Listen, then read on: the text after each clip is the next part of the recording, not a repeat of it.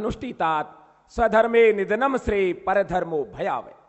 वासुदेव श्री कृष्ण के इस गीता वाक्य के साथ मैं सूर्यवंशी, कछवाहा, नरूका, कुंवर राजेंद्र सिंह, बसेठ, अलवर, राजस्थान, आप सबको सादर प्रणाम करता हूं।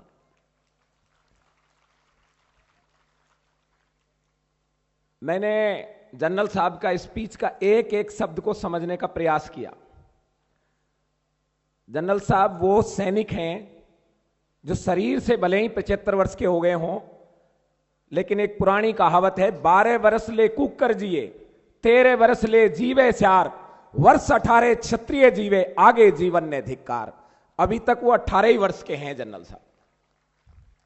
खैर, मेरा विषय गीता पर है। नालंदा में शास्त्र जले पर गीता है, और श्री कृष्ण कहते हैं कि यही एकमात्र शास्त्र है जो तुम्हें इस लोक का राज्य और उस लोक का राज्य दिला सकता है। व्यक्ति जब संघर्ष में होता है तब उसको संशय होता है कि मैं लड़ूंगा तो ये नुकसान होगा, तब उसकी बुद्धि प्रबल होती है।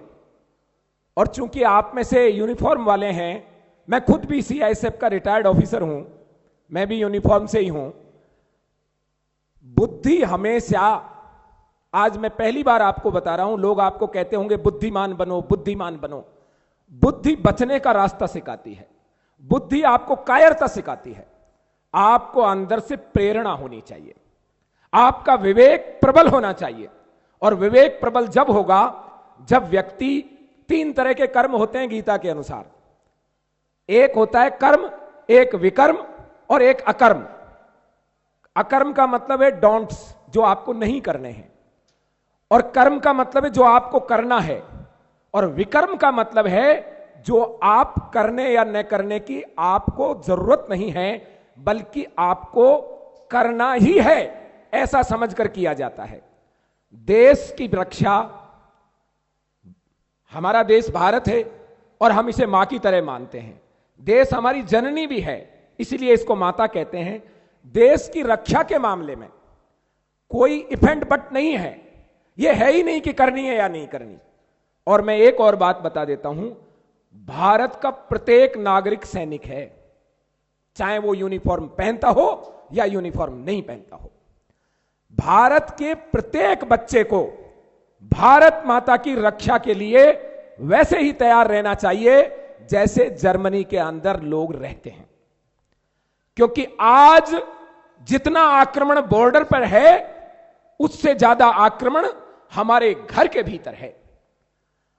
ये आपके रोड पर यदि कांटे बिछे होंगे तो आप जूती पहनकर निकल सकते हैं, परंतु यदि आपके जूते में एक कंकर आ गया ना, तो आप एक कदम भी नहीं चल सकते।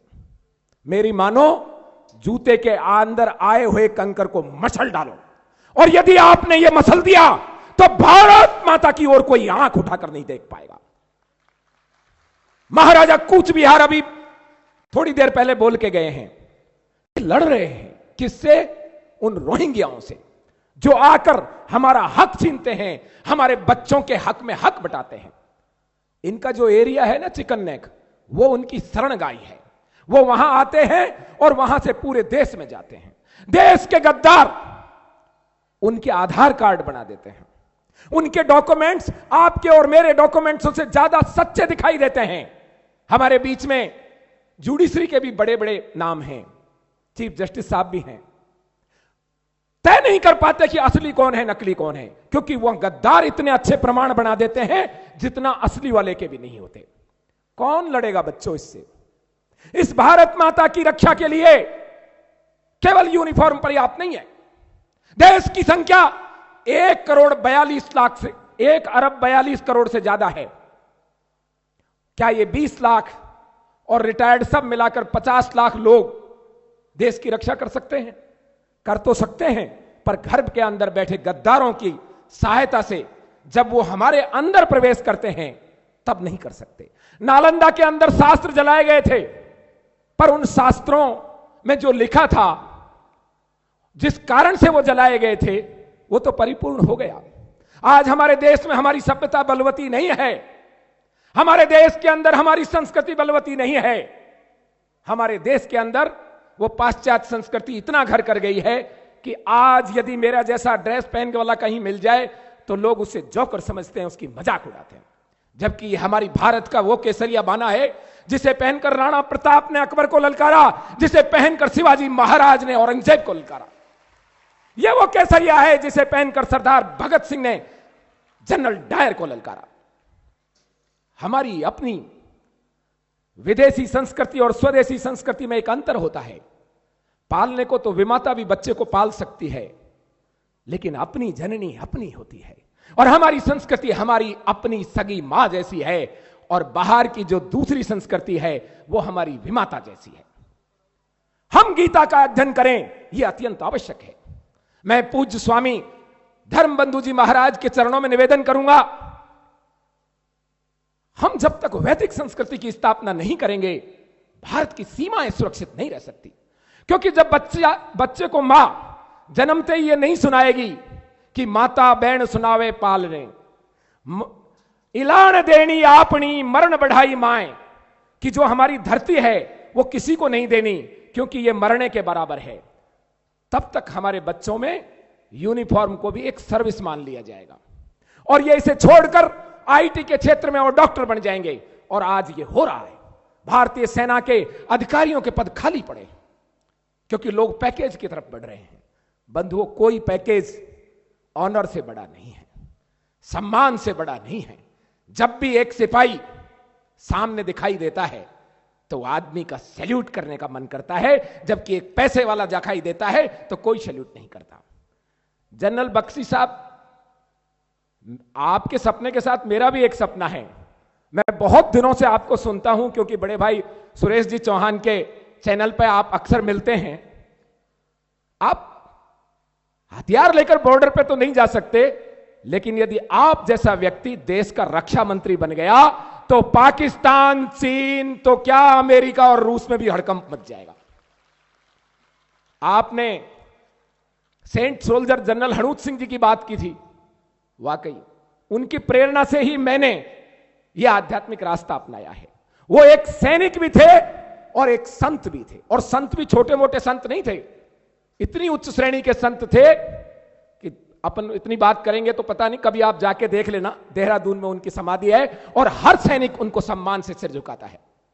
मेरा आपसे एक ही अनुरोध है, मैं राम राज्य मिशन का राष्ट्रीय अध्यक्ष हूं और राम राज्य की स्थापना के लिए जीवन समर्पित किया हुआ है।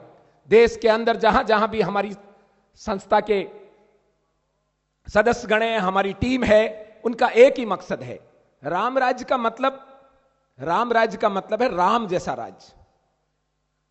और राम जैसा राज्य जब आएगा जब लक्ष्मण जैसा भाई होगा, हनुमान जैसा सेवक होगा, सीता जैसी माता और मंत्री सुमंत जैसे मंत्री होंगे, सुग्रीव जैसे और विभीषण जैसे मित्र होंगे। राम राज्य के बगैर भारत भूमि भारत नहीं कहला सकती। और यह राम राज्य तब आएगा जब बच्चा बच्चा गीता को पढ़ेगा। गीता किसी धर्मशास्त्र में जुड़ी हुई नहीं है। गीता नास्तिक के लिए भी उतनी उपयोगी है जितना किसी आस्तिक के लिए। आज विश्व में सबसे ज्यादा यदि किसी पुस्तक की अर्थ किया गया है, टीकाएं की गई हैं, तो वो गीता की है। हमारे देश में गीता पढ़ना अनिवार्य नहीं है बच्चों के लिए, लेकिन भारत के बाहर कई देश ऐसे हैं जहां गीता को सिलेबस में पढ़ाया जाता है।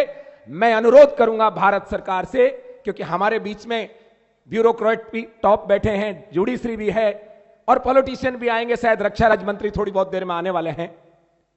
गीता को हमारे बच्चों को अनिवार्य किया जाए। गीता को पढ़ने के बाद साधारण सा अर्जुन कालजयी भीष्म को सरसैया पे लेटा सकता है, किंकृत विमूढ़ नहीं रहेगा।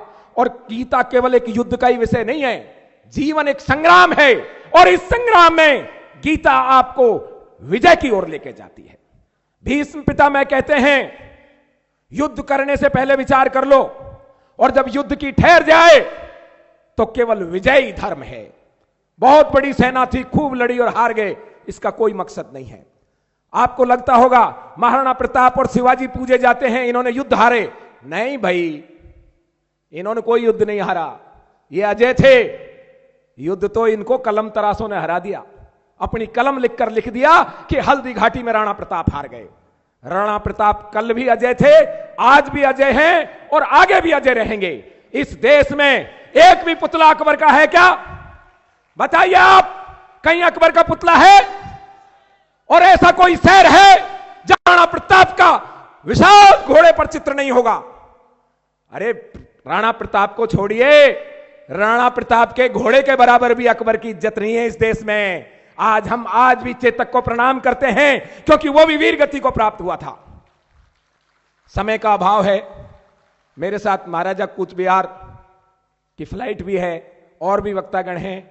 मैं अपनी वाणी को विराम दूं उससे पहले बस एक आपसे अनुरोध करना चाहता हूं, हम रहें ना रहें, आप रहें ना रहें, ये देश रहना चाहिए, ये वतन रहना चाहिए, ये धरती रहनी चाहिए। और अब भारत के टुकड़े नहीं होंगे भाई। लोग भारत को 3-3 हिस्सों में बांटकर देश के स्वतंत्रता सेनानी कहलाना चाहते हैं। लानत है ऐसे लोगों पर।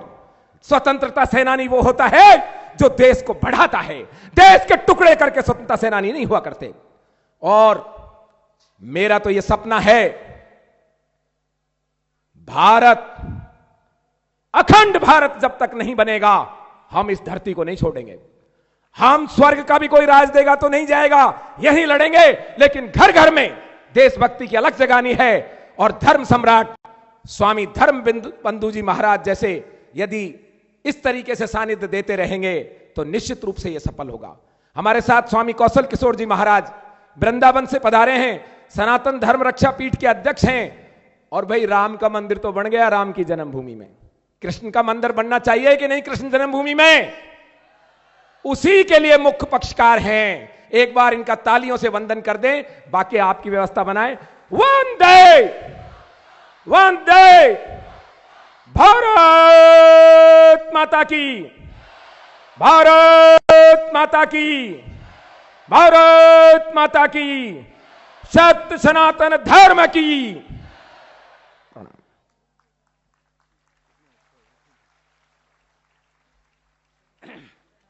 प्यारे बच्चों,